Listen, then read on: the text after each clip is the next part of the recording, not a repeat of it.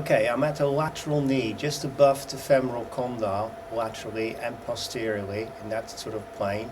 Now when you look at this image, you can see that there is a tendon here, right superficial, which is the biceps femoris tendon, and underneath that is the short head of biceps tendon, muscle at this point, sorry. And then if you look a little bit more posterior, you can see the peroneal nerve. Yeah, and then what we want to do, we want to follow this tendon in transverse to its distal insertion on the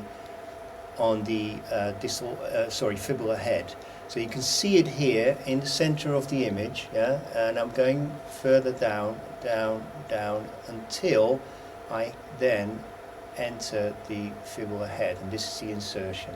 And now I'm going to try to show you the same structure, but then in the longitudinal plane, and I'm spinning on it, and you can actually now see the entire tendon. I'm just trying to get a nice longitudinal image, and I'm just showing that to you. So fibula, and then the tendon coming off it, just going proximal. Okay.